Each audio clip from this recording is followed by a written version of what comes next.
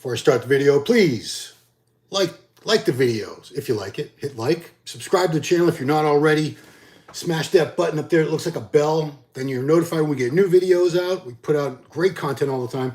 We just put out 2 short videos just now. Sneak preview of the Ronnie Coleman interview that I did. That'll be up Monday, the full interview. But these 2 videos that are up now, check them out. They're short, 3 minutes each. One, he's talking about Big Ramy. Can he be beaten? Ronnie thinks he's unbeatable. He'll explain why. And we also did one, Ronnie talked about turning pro at 193 pounds. It's the first time he's ever said the weight he turned pro at.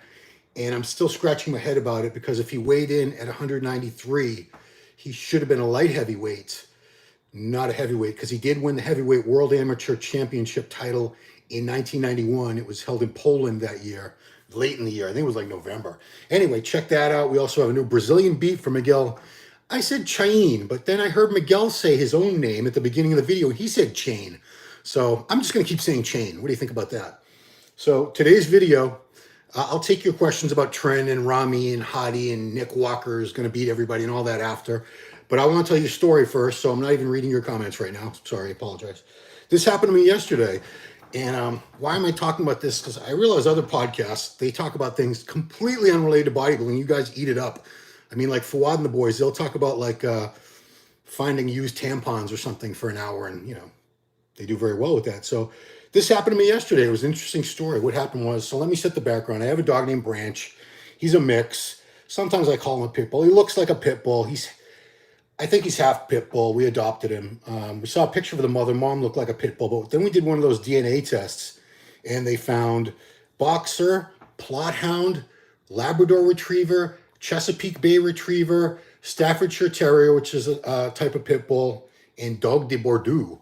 I don't even know what the hell that is. Some big slobbering dog. Anyway, so he's got a lot of breeds going on, but he does look like a pit bull with the head and everything. And he does occasionally get aggressive towards other dogs. It's very rare. But to set the stage, there's this one dog that lives a few blocks away.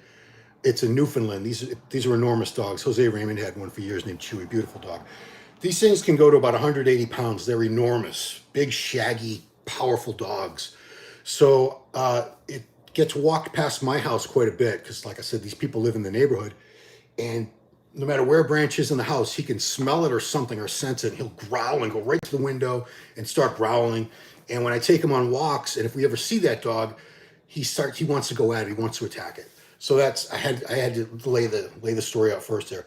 Second part of the story, we go to I take him usually on 2 walks a day, almost every day. I take him on a morning walk at like 7 in the morning, and then an afternoon walk sometime around 4, roughly. So this was the afternoon walk. I usually take him down to the park. It's a big public park in my town. And we have, he doesn't have many friends. He does have a friend that he plays with, this dog Macy, that's like a lab mix. They're almost the same size. They're roughly the same size. Branch is about 80 pounds now. And they play very well together. They chase each other around. They wrestle. They have a good time. And myself and the other dog owner, he lives much closer to the park, a guy who's the dad of someone my son went to school with his daughter. So I kind of know him from, all the school events and everything. A guy named Don. So anyway, probably about 15 times over the past couple of years, we've seen each other down the park, and we'll both let our dogs off leash. Okay, I am dead wrong about doing that. I am in the wrong. We have a leash law in my town. Should never let my dog off leash. When I see other dogs at the park, I never have him off leash because I know there's always that slight chance. Because he's not aggressive towards other dogs most of the time, like 99% of the time. We'll be on walk going by dogs, barking at him, dogs in their yard. He just ignores them. He doesn't growl. He doesn't bark back. But occasionally there's some dogs, and it's this one big shaggy dog. I don't know why he doesn't like this dog. He never has. Anyway, so he's playing with this dog, and all of a sudden he stops playing and he bolts behind me with the direction that my back is to. You can come to this park from like 3 different directions. So this direction is this was the direction where the basketball court is over there. Anyway, I turn, and the owner of the dog, this woman, has that big shaggy dog, and we had just seen them walking on my street maybe a half hour before that, and Branch wanted to go at him, and I had to really pull him. He really wanted to go at that dog. long story short, he launches at this dog and starts fighting. I sprinted, but I'm not that fast. I'm not a freaking Usain Bolt. I get there, she's screaming bloody murder, the owner, and understandably, again, I'm 100% in the wrong here. I should never have my dog off leash. This was entirely my fault. I'm taking full blame for it. Okay, so don't anybody get that twisted. I'm in the wrong. My dog should never have been off leash. So they were probably tangled up, that snarling and biting for no more than a couple seconds. I get there and I slip my arm around Branch, get him away from the dog. I had him in a headlock and I pinned him to the ground. And the other guy, Don's, coming up behind me with the leash so I can clip it on him. And this woman's cussing me out the whole time, calling me sea sucker, mother effer, you effing a-hole. She's just going crazy. And then I can hear all that. And then I feel I'm kicked in the back. I'm on the ground on my side, like in a jujitsu hold with my dog. And I get kicked in the back. And she wasn't trying to kick my dog. My dog was in front of me. She was deliberately kicking me in the back. And she's still screaming and swearing at me. And I clip him and I pull him away, and her eyes are bugged out of her head. She's bright red, screaming, like almost spittle flying out of her mouth. And I said, you kicked me. You kicked me in the back. She said, you're lucky I didn't kick you in the head. And she says, I know where you live. If my dog's hurt, I'm coming to your house and I'm castrating you, her exact words. Luckily, this guy, Don, was there, and there was another gentleman that walked around. He was just walking around the track. He was right there because he saw it happening. So I have two eyewitnesses, saw her kick me, also heard her threaten me. So that's two criminal charges that if I was a jerk, I could file against her if she wants to make a big deal out of this. So anyway, I'm all filthy and dirty from rolling around the ground. I go home, take a shower. 5 minutes out of the shower, I'm not even fully dressed yet. There's a knock on the door, and my wife Jan says, someone's here. I'm like, I said, I'll be down. So I go down, and it's her husband. This guy's from Ireland. I've seen him before. Nice guy. He wasn't there to try to threaten me. I mean, physically, anyway. But Janet stood next to me, and she's got a temper. She's Cuban. She brought up the fact that his wife struck me, and I said, he basically, I think he just wanted to berate me for having the dog off leash and make sure I never do it again, which I'll never have him off leash again. I won't. So the way that ended up was, I said, I just want you to know, because I'm sure your wife didn't tell you, she assaulted me. She kicked me. She goes, oh, well, look at you. You're a big dude. I said, it doesn't matter. And then he said, well, she was angry. I said, that doesn't matter. Your emotional state, I said, I'm sure 90% of people that assault another person are in some emotional state, or else they wouldn't do that. They wouldn't hit a person. They wouldn't punch or strike or kick. That's not an excuse. You can't, in America, I don't know where you guys are, but in America, in the United States of America, you cannot put your hands on another person. You can't even touch them. You cannot punch or kick another person except in self-defense. That's the only legal time you can. I didn't go to the police. I'm not going to do that. But I was letting him know that legally your wife assaulted me and she threatened me. She said, I know where you live. I'm going to come. And if anything's wrong with the dog, I'm going to come to your house and castrate you, which I don't know how she's going to do that. Good luck with that. She's a little middle-aged, out of shape person. And I'm not like a UFC fighter, but I can defend myself and I have guns. So anyway, no one's coming into my house and cutting my balls off. Just put it that way. So that's the end of that story. I just want to share it with you because all we ever talk about here is, you guys always want to talk about trend. Usually it's trend. You guys are obsessed with freaking trend. Big Ramy, Nick Walker, Hadi Chupin, which, I get it. This is a bodybuilding channel. But I figured every once in a while we can talk about something different, right? So, okay, now we'll get to your comments. But I also want to warn you about a horrible movie on Netflix, The Munsters. I was really looking forward to this movie. I was a big fan of the TV show The Munsters growing up. And, it was in reruns, of course. And when I heard that Rob Zombie was doing a reboot of it, a remake, I was like, oh boy, I was very excited. And suffice to say, it's almost unwatchable. I've been trying to watch it for 3 days now. I can go like 15, 20 minutes, and it's just awful. I bet I'll end up finishing it, but I can only handle like 15, 20 minutes at a time. It's so bad. It's just horrible. It's trying to be funny. It's not funny. It's not scary at all. I don't know what the hell they were thinking with this. So The Munsters, absolute garbage. Awful, awful movie. Of course, it's like number 5 on Netflix movies because any new movie is going to be like on their top 10 because people they'll check it out. They click on it and start watching it or download it, whatever it is. They're streaming it, but there's no rating system on it. I haven't even looked at any of the movie reviews. I'm sure everyone is giving it shit reviews. Okay, now we can go to your questions and comments. So let's see what you guys have to say. Who's going to bitch me out for having my dog off leash? Because I was wrong. Superhero looking great, bro. Thank you. That's the bug bouncer. Lukart Skarda. Oh, that's your name, the bug bouncer. Were you trying to call yourself the big bouncer? Because you said bug bouncer, and that's your name here. Love dogs myself. Got a few boxer pit rottweiler hound mix. Yeah, did I say plot hound? My dog's part plot hound, which I didn't even know what the hell that was. I had to look it up. It's a hunting dog that's mainly in the South, places like Alabama, Mississippi. They use them to hunt like bears and things. They're very tough dogs. They can climb trees. I don't think my dog could climb a tree. Let's see. How do I expand this? Okay, so Greg, I came here thinking it was Branch Warren getting assaulted. Oh, I'm sorry. Did I trick you? Did I clickbait you? Yeah, wouldn't be. I don't usually do clickbait. Maybe I should do more of that because, geez, maybe I could get some more views, huh? But I don't. I don't do clickbait videos, man. If it's in the title, it's in the video. And a lot of people know I have a dog named Branch. It's not Branch. He is named after Branch Warren, but Branch Warren himself did not start a fight. My dog started a fight with I'm going to guess this other dog was somewhere about 150 to 170 pounds. So my dog's an idiot. And it has real thick fur.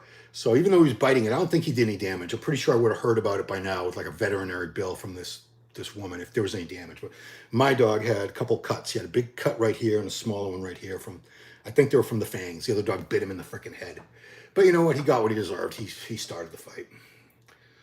Well, how's this stupid ad thing keep coming up? How do I collapse that? Okay. Moved to Florida once we cleaned it up. Laws are still in force even during a hurricane. I mean, crazy lady. Yeah. We were both wrong. Yeah, Jack. We were both wrong.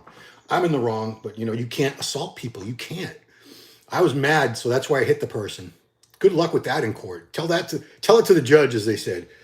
You probably could get, especially if you're a woman, you could probably get away with it, of course, especially striking a big buff dude. But like I said, I was never going to make an issue out of it. I'm just saying legally that's assault. You can't hit people. You cannot. In self-defense, you can. If you're threatened, you can hit people. That's it. Let's see. Big boy, if someone already made the challenge to meet and fight you before you see them somewhere, are you able to fight them and consider it self-defense? What's the penalty of it? Oh, I'm not a criminal. I don't know that much about criminal law, dude. I mean, you could look it up. I have no idea. How old is that kickboxing lady? I'm going to guess. It's hard to tell. I think a lot of people my age, to me, they look a lot older, and I know they're not. But when people are like, they don't work out and they don't take care of them, they don't care about their appearance the way that, me and my wife are obsessive. I guess I'm not that obsessive. I would have had the hair transplant by now. But we try to look our best, and we try to look younger. She's probably about my age. I'm 53. She's probably somewhere between 45 and 50, maybe over 50. I don't know, somewhere in that age range. But yeah, story time was cool. Message held for review. She's not old. I'm just saying a lot of people, I have to sometimes step back and think, not everyone's like you, Ron. Not everyone cares about working out. Not everyone cares about looking good. Like my wife, she does the Botox and she used to do the lip injections. She looks great. She'll be 52 in December. She looks phenomenal, but it's a lot of work. I mean, it's constant. It's eyelashes, lips, freaking, you name it. But a lot of people don't care. They don't care if they look their age or older, and that's fine. I mean, who am I to? People could say why would you waste your time and money on all that vanity? And you know what? They have a point too. Everyone's got their own point of view. Big fan of you and Dr. T. This is Apoc the Champ. Have you ever used a real Bayer Primobolan? No. The only Primobolan I've ever used, I had Primobolan tabs for a show I did in 2003. I don't know if they were real. I assume they were, but who knows? And I had some Primobolan from another underground company more recently, and I don't know if that's real either. I never had it tested. But no, I've never had legit pharma grade gear in my life ever. I've never gotten gear that was from a pharmacy. I did buy a couple of GH pens a few years, 2 or 3 years ago. The Pfizer pens, so those are 100% legit. But as far as all the gear I've ever used, it's all been underground labs from all kinds of different places. Big boy, do you know any good products for increasing vascularity? So that's just blood flow. Well, first of all, vascularity is a genetic thing. You'll see some people that even when they're carrying a good amount of body fat, like 20%, you'll still see veins in certain places on them. Like they'll still have veins in their shoulders, their chest, their arms. They're veiny. They have big veins that are close to the surface. If your veins are smaller or if they're not as close to the surface of skin, or even if you have thicker skin, you won't see the veins. But vascularity is just basically, if you want to increase vascularity, you want to, it's increasing blood flow is how you do that. So the pump products work obviously, but Cialis, Viagra, those things, the erectile dysfunction drugs, they open up the blood vessels, not only in your penis, but any blood vessels in your body. So a lot of bodybuilders, I don't know how many know this. I'm sure a lot of you know this. Some of you probably do it. You'll stay on like 5 milligrams of Cialis a day for life, and you get these crazy pumps in the gym. And you don't have to worry about, does my pre-workout give me a great pump or not? Because you're on Cialis, or maybe you take a half of Viagra before you go to the gym, and that would do it. Hulking dude, what's your opinion on training the same body parts twice a week? What if you're doing high reps? Well, that's kind of what I do. I mean, I train the body parts twice every 8 days. So if a week was 1 day later, because I do push-pull legs. So chest, shoulders, triceps. The next day is back, rear delts, biceps. Sometimes I do traps, not all the time. And then legs. Take a day off and then repeat. So everything gets hit. Today I actually did 4 days in a row because my son happened to be he had a day off from work, so I didn't have to wait till he got out of work at 3:30 in the afternoon. He could train earlier in the day. So I went and did 4 days in a row. I hit the push workout again today. But I think that's fine. I think if you're training body parts twice a week, I would do different workouts. I wouldn't do 2 heavy workouts or 2 light workouts. I would do one that's more heavy with more compound movements, and maybe the reps are like 8 to 10. And then the other workout I would do, maybe throw in more machines and cables and do higher reps. That's kind of how Ronnie did it, if you noticed. No, Ronnie didn't use a lot of machines and cables, but like his back workout, one day was all about like heavy deadlifts, heavy barbell and T-bar rows, dumbbell rows. And then the other workout was lat pull downs, cable rows, things like that. I don't think he used much machine. They didn't have a lot of machines in that Metroflex gym, but I don't think training a body part once a week is enough. I just think it's kind of like taking 2 steps forward and 1 step back, because by the time you get to that body part again, if you wait a whole week, it's already fully recovered, and then a couple more days have gone by, and sort of you start to lose your progress. So, but try it both ways. Some people do recover a lot more slowly, less completely, especially if you're older, especially if you have a very stressful job and you don't get a lot of sleep and you can't eat as much as you want. Then you probably should train body parts once a week. But if you're young, healthy, you can eat plenty of food, get plenty of rest, training a body part twice a week, I think is fine. You give it a try. Slick Rick.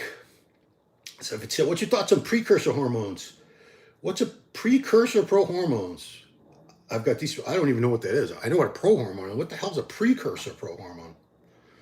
Yeah, I'm not up on every supplement. I know I'm supposed to be, but I'm one of those guys who knows like a little bit about everything, but I'm not like an expert on anything. Training, I do believe that even though I don't have a degree in exercise science or anything, and I can't always explain it. It's like Charles Glass. Charles Glass has an engineering degree, but I don't think he has certifications and stuff, but most of his education has been, trial and error and learning over many decades, all these exercises and variations. And that's the best way to do it, is just experience, I think. Someone who's been in the gym and used these methods on themselves and many other people and found a lot of trends, things that work and things that don't work. Big boy, I've tried different pre-workout nitric oxide products, but a lot of them have been hit and miss. Yeah, if you're talking about the problem with vascularity and pre-workout products is most pre-workout products have a high dose of caffeine in them. Now, caffeine is a vasoconstrictor. It makes your blood vessels constrict or tighten up and shrink. You don't want that. Then you don't get the blood flow.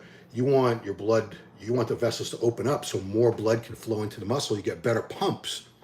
it's kind of a catch-22 because you want that energy, right? But the other side of the coin is a ton of caffeine that's going to give you a lot of energy. Now you can't get a pump. So that's why there are some products out there with no stims in them. You can try like Redcon. That's where I get my supplements from. I've been one of their athletes for a while. They have two products. One's called Total War that has a lot of stims in it, a lot of caffeine. And then they have one called Big Noise that's got no stimulants in it. And it's just for the pump. So I used to use like a scoop of each.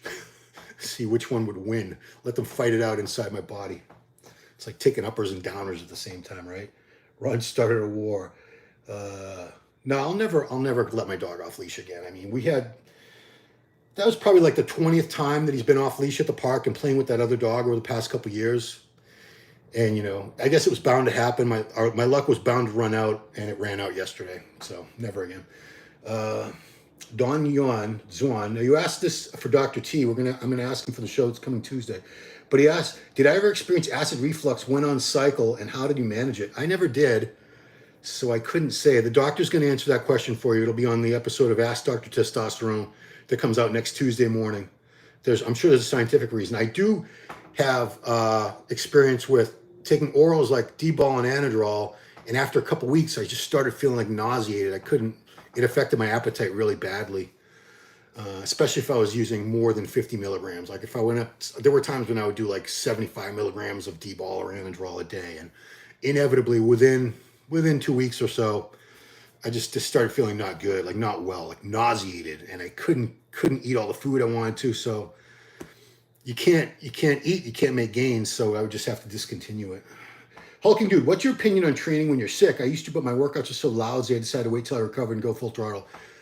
That's the best way to do it. I mean, if you have a very mild cold, if you feel fine and, you know, you're just sniffly and you've got to blow your nose or something, a runny nose, that's one thing. But if you're if you're feeling tired, sick, you shouldn't be training because your immune system is already trying to fight some kind of infection, a bacterial or viral infection.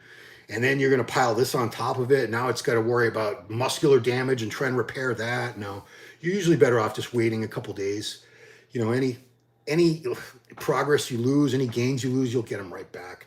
In the meantime, you could just make yourself sicker or make it much harder for your body to fight whatever it's trying to fight. You know, your body can only fight on so many fronts of a war at one time, right? Any side delt tips, big boy? Yeah. A lot of lateral raises, a lot of variations. I like to do regular ones, you know, regular dumbbell laterals. I haven't done them as much anymore, but a lot of times I'll grab an incline bench for stability, lean over this way. So that's the working arm. So you get a stretch at the bottom, do one arm raises with a dumbbell. Do them with a cable. You can do the cable ones in front of your body or from behind your back. There's lateral machines. Some good techniques you can try on that are like 21s, where you start out from the bottom, 7 reps in the middle, and 7 reps at the top. I also like upright rows. I saw a great video about shoulder training do's and don'ts from Johnny Shreve up in Canada. He makes great videos, Johnny, so props to Johnny. Awesome videos. And, you know, he does not believe that upright rows are a really good shoulder exercise, especially for side delts. I think most people, probably not, because most people can't get the form down. I'm able to. I'm able to really feel those in the side delts. I can use a barbell, like I'll take an easy curl bar and hold it all the way to the edges, or sometimes a straight bar, or use dumbbells. And when I do those, it's not a straight up row. It's more of an arc motion, like trying to pull up and over the delts. And I really like those. I know they're not for everybody. If you can't get the form down, maybe they're not for you, but a lot of variations of lateral raises will definitely blow up your side delts. Call me Jose. Can you get shredded while using creatine? Of course. I'm confused since creatine stores a lot of water. Well, the water that creatine stores, it's not under the skin. It's not holding water that makes you look puffy. It's water inside the muscle cell. It volumizes the muscle cell. So creatine absolutely has no impact on how lean you look. You'll actually look a little fuller on it usually. So yeah, don't worry about creatine. A pocket the champ after falling short for so many years. What do you feel? Big Ramy. I knew we were going to get to Big Ramy eventually. You guys. Well, he's Mr. Olympia, of course. 2-time reigning champ. What do you feel Big Ramy adjusted to start this Olympia winning streak training diet focus? I think he's a lot more focused this year. I think he started training. I think last year was a tough year for him. He was dealing with a lot of issues. I think it was, I'm not going to speculate, but I know he had, he took a second wife, and there was, the year before he had to move back from Kuwait to Egypt and put his kids back in school. He had a lot on his plate. So I think this is the first time in a couple of years he's really been able to put full focus into his training and his Olympia prep, and it shows. He's enormous. We've all seen those pictures where he was like 338 pounds with abs. So, like in the video that we just posted on this channel an hour and a half, 2 hours ago, like Ronnie Coleman says, I don't know who's beating him. I mean, who's going to beat him this year? Who? Realistically, who? Is Nick Walker ready to beat him yet? I don't know. Is anybody ready to beat Big Ramy yet?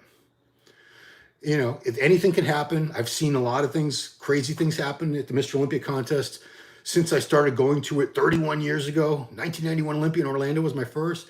I've seen a lot of crazy things happen. So one of those guys could beat him, or he could take a third title and maybe a fourth and a fifth.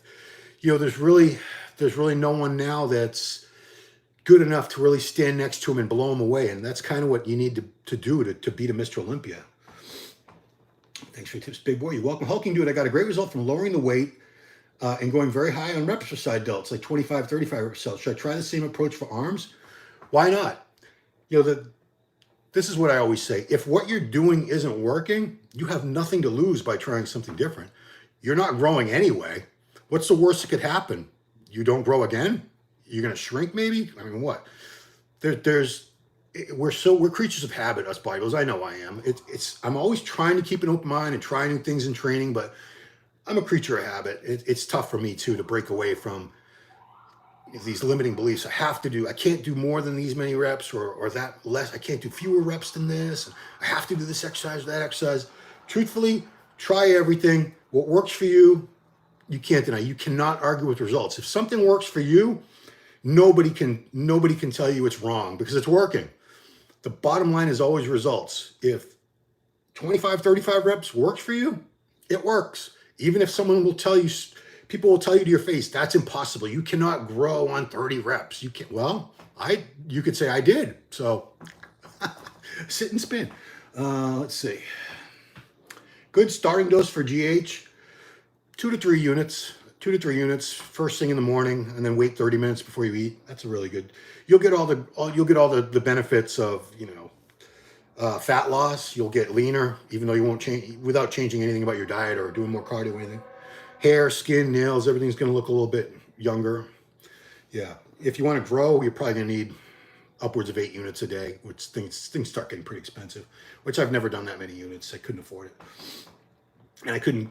I had a sponsor, but I couldn't get them to give me that much growth hormone. Greg, back.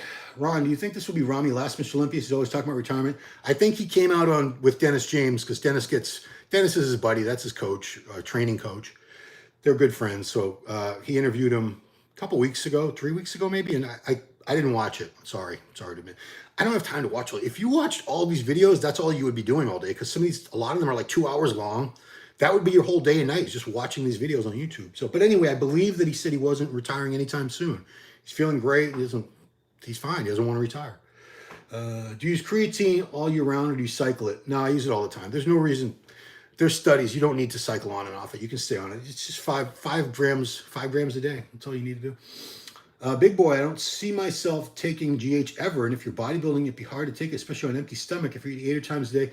I agree. What you could do, what I do sometimes, most of the time, I keep it in the refrigerator. It's already, the little insulin thing's already loaded, like 3 units. And I take it at when I wake up to go to the bathroom at like 3 in the morning, go back to bed. So I'm on an empty stomach. And of course, by the time I wake up, it's been more than 30 minutes. It's been hours. So you could do that. Renault, did you bring your son to the gym when he was like 5? No, like 12. Yeah, I started when he was 12. Just really basic stuff, machines, full body workouts, light weights, just to get him going. I didn't try to make him lift any heavy weights or anything for a few years. Renaud, which bodybuilders drove the nicest cars when you were in Venice? I don't even remember. I think Sean Ray had a Ferrari.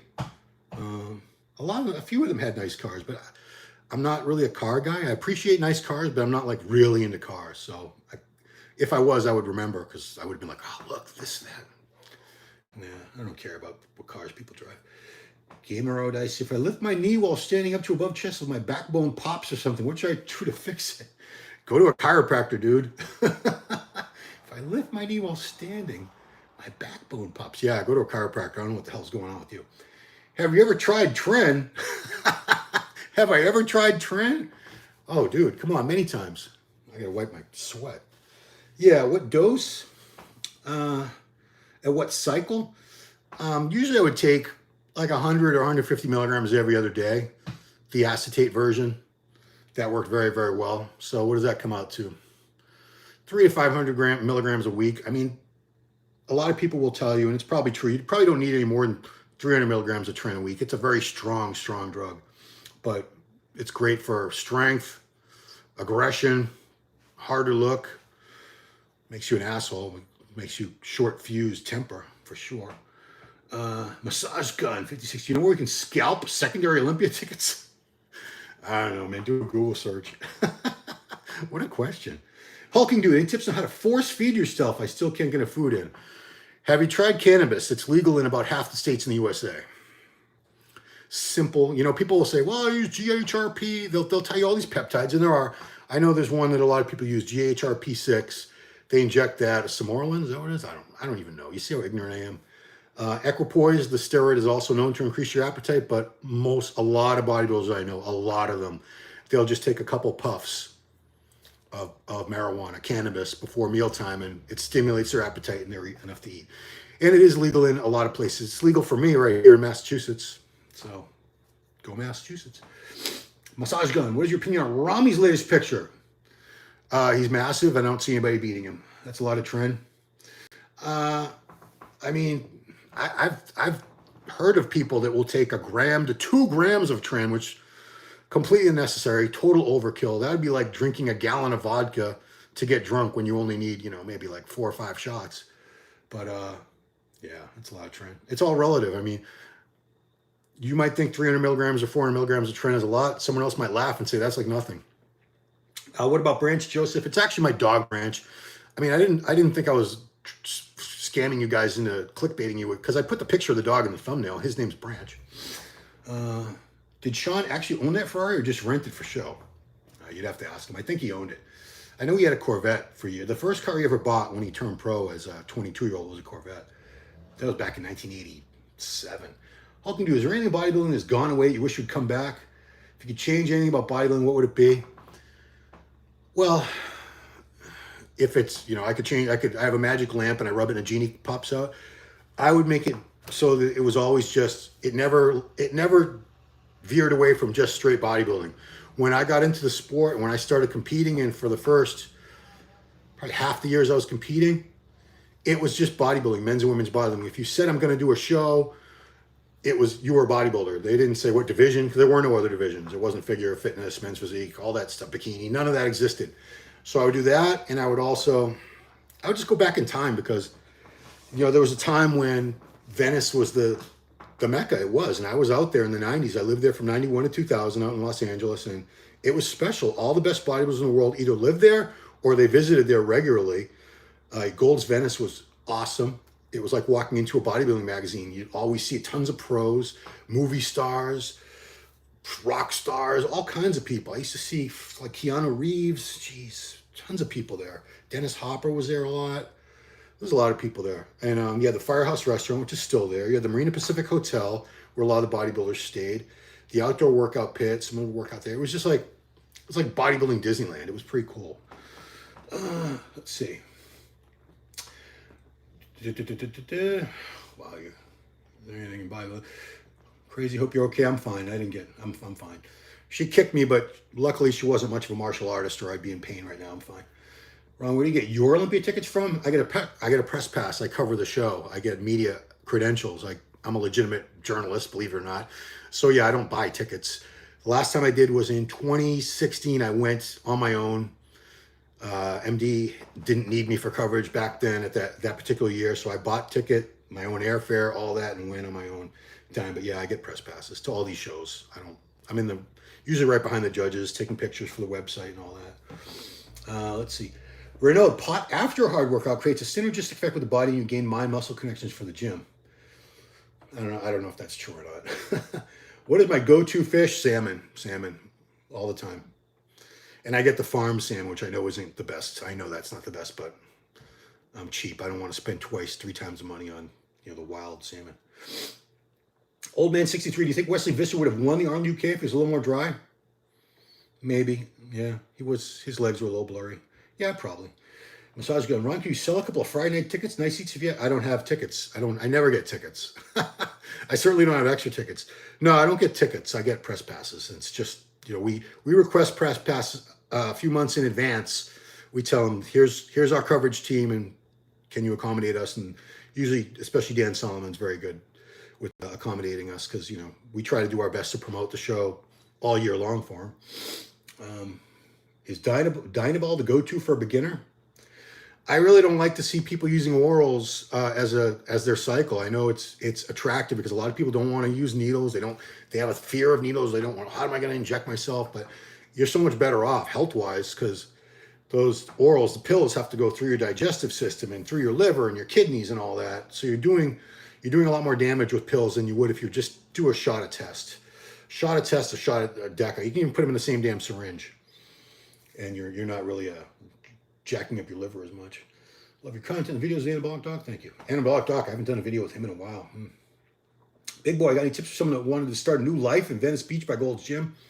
Yeah, go back to 1990 or 1985 or something. Gold's Gym Venice and the whole Venice scene, it's nothing like it used to be. It's not the Mecca. I wouldn't even for a minute suggest you do that. Do not do that. It's not the bodybuilder's paradise like it used to be. Bodybuilders are all over the place now. There's a lot of them in Vegas. There's a lot of them in Tampa, Florida.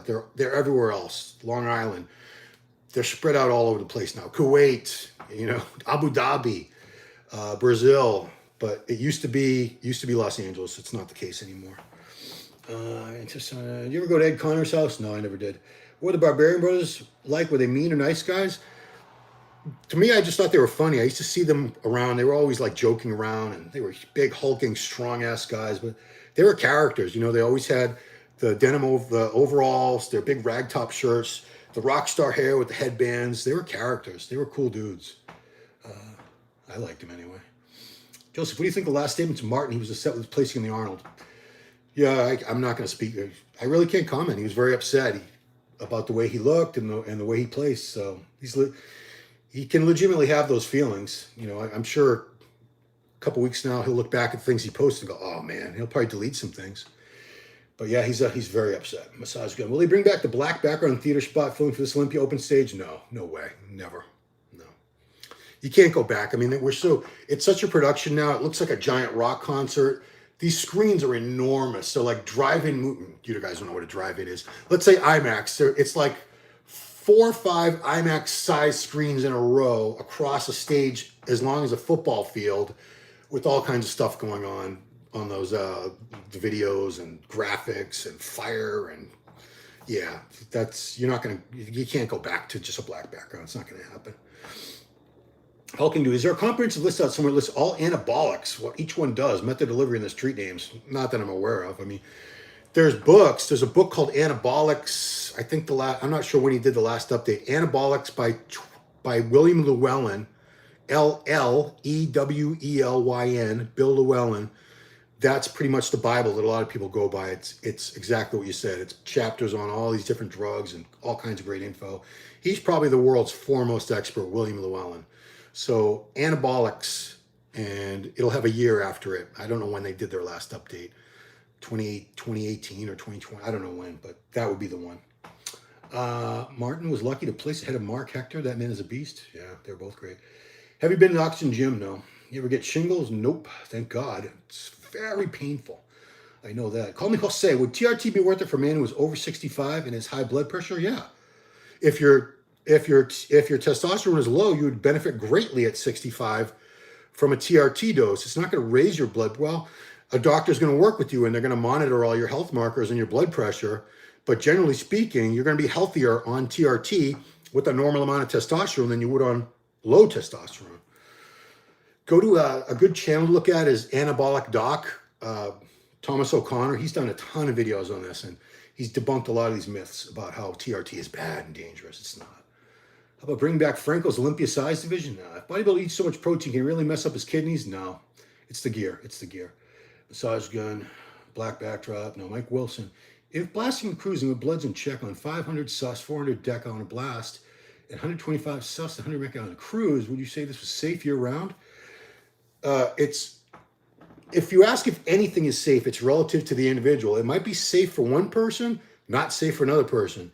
As long as you're looking at your blood markers, your blood pressure, you're getting things every year you need to get. Like I just had my cardiology appointments. I did one EKG, and then I went back almost a month later last week and did the stress test with an EKG with the treadmill where they do all that and they're checking everything. So I would, if your heart and your blood work, everything's fine, then you can do all these things. But if you're not, then you can't get away with it. Some people just can't tolerate steroids very well, and they get a lot of health problems, and other people can use tons of them in their, I mean, I've used a shit ton of steroids, and by the grace of God, I'm really fine. I swear to you, I am. And I don't recommend it. I'm not saying you should do it. I'm not saying you're going to be fine. You might not be. You might die. And I'm not being facetious here. A lot of people who have done steroids like I've done over the years, they died. They're dead. And it's the way it goes. Your spouse wife ever competed? Yeah, my wife did. She did figure twice and she did bodybuilding twice. Figure she didn't do too well. Bodybuilding, she won a local show called the Junior New England. She won the overall in that in 2008. So she did okay. She doesn't have great genetics. She has kind of narrow clavicles. Legs never really got that lean, but you know what? She tried. She wasn't obsessive about it. She wasn't OCD. She didn't diet the way I would diet.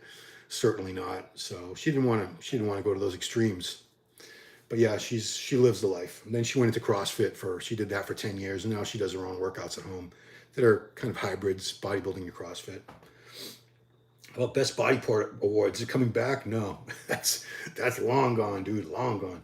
Reno, do you think Martin will ever place top 3 at the Men's Open Olympia before he retires? He's only 25. Give the kid some time. Who knows how good he's going to be in like 5 years when he's 30? He could be way better. Hulking dude, were you athletic, strong growing up? Did you play any sports? You're not get big, strong to your older result. I didn't play any sports till senior year of high school. I wrestled.